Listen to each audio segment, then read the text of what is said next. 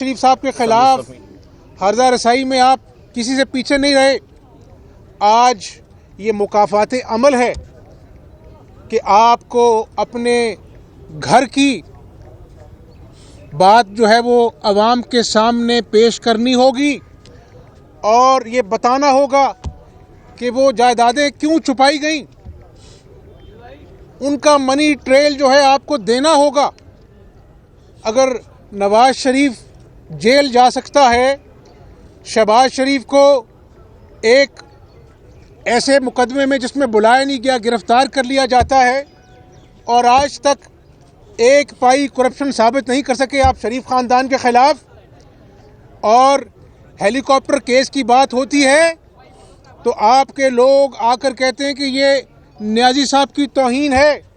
نیازی صاحب یہ آپ کی توہین نہیں ہے، یہ پاکستانی قوم کی توہین ہے. جہاں پر آپ کہتے تھے کہ ہم ایک پاکستان بنائیں گے، آج اپوزیشن کے لیے ایک پاکستان ہے اور نیازی صاحب کے احتساب کے لیے دوسرا پاکستان ہے.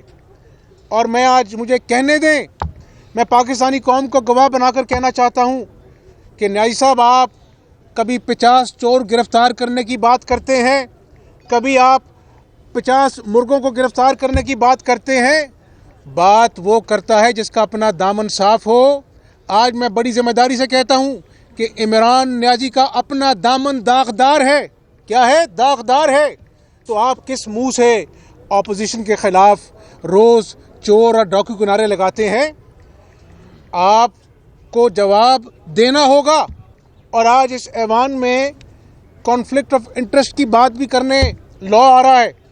مجھے بتائیں کہ جو شخص خود کہتا تھا کہ یہ کانفلکٹ آف انٹرسٹ نہیں ہونا چاہیے، آج آپ کی کابینہ میں بیٹھے ہوئے رزاق داؤد صاحب جو ہیں وہ مہمند ڈیم میں حصہ دار ہیں، اور یہ کانفلکٹ آف انٹرسٹ نہیں تو اور کیا ہے؟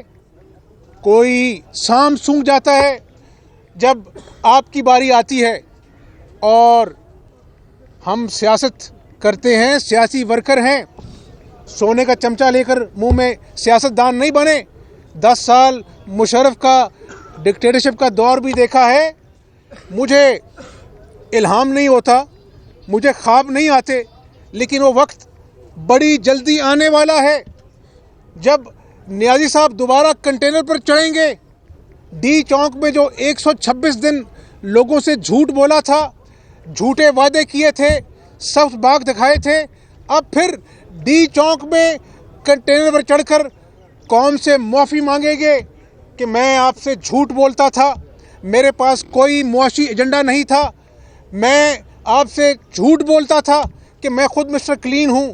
نیازی صاحب یہ لوگ آپ کا احتساب کریں گے. اور آپ کہتے ہیں نا کہ میں اپوزیشن کو این آر او نہیں دوں گا. جو 5 مہینے میں کھیل تماشا پاکستانی عوام نے دیکھا ہے، جو مہنگائی، پیٹرول، بجلی، ٹیکسز کی سمت میں ہوئی ہے، اور ابھی یہ فروٹ منڈی میں لاہور میں آپ کا ناجائز تجاوزات کا آپریشن ہو رہا تھا اور 65 سالہ ریڈی بان جو ہے وہ چل بسا. اس کے 6 بچیاں ہیں. کسی حکومت عہدیدار کو توفیق نہیں ہوئی کہ اس سے جا کر اپنا اظہار ہمدردی کرتا اس 6 یتیم بچیوں سے. اور دوسری طرف آج بھی ناجائز تجاوزات بنی گالا کا غریب ریڈی بان کی بے بسی کا منہ چڑھاتے ہیں. یہ ہے نیا پاکستان.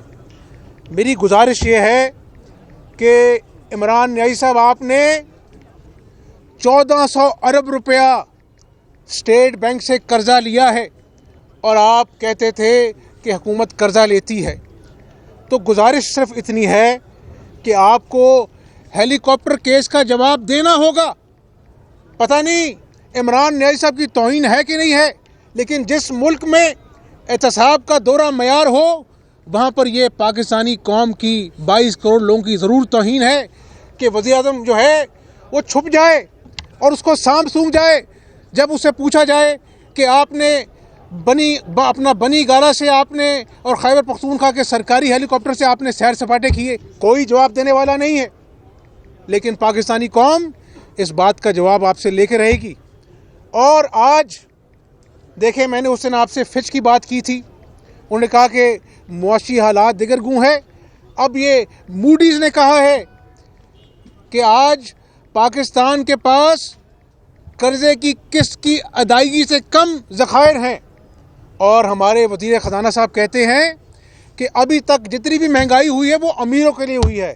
اور بھائی یہ کون سی دنیا میں رہتے ہیں جن کو احساس نہیں ہے؟ آج ذرا گلی میں جا کے دیکھو، آج کسی دکاندار سے پوچھو، کسی ریڑھی بان سے پوچھو، ان کی کمر ٹوٹ گئی ہے اذیت ناک مہنگائی سے۔ اور ابھی اپنا جو ہے اس حکومت نے یہ فیصلہ نہیں کیا کہ انہوں نے IMF کے پاس جانا ہے کہ نہیں جانا ہے۔ میری گزارش یہ ہے کہ یہ جو غیر یقینی کی صورتحال ہے معاشی طور پر، یہ معیشت کے لیے زہر قاتل ہے۔ یہ فیصلہ نہیں کر پا رہے کہ انہوں نے معیشت کو ٹھیک کیسے کرنا ہے۔ مانگے تانگے کے پیسے لے کر دوست ممالک سے وہ پتہ نہیں کہاں پر خرچ ہو گئے۔ تو آج تاجر بھی پریشان ہے، اپنا جو ہے وہ بزنس مین بھی پریشان ہے، غریب آدمی پریشان ہے، اور اس طرح یہ پاکستان نہیں چلنے والا۔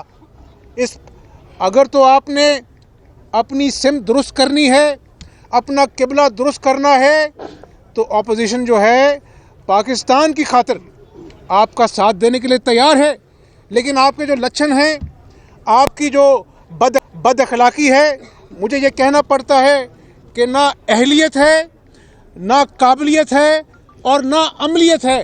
کوئی پریکٹیکل سٹیپ ابھی تک نہیں لیا۔ میں یہ نہیں کہتا کہ آپ کو 5 مہینے میں دودھ کی نہریں بہا دینی چاہیے تھیں، لیکن تمام معاشی آبزرورز یہ پوچھتے ہیں کہ بھئی آپ نے کوئی روڈ میپ دیا ہے؟ اگر آپ کہتے ہیں کہ اس ملک کو ہم نے ٹھیک کرنا ہے، کون سا روڈ میپ دیا ہے؟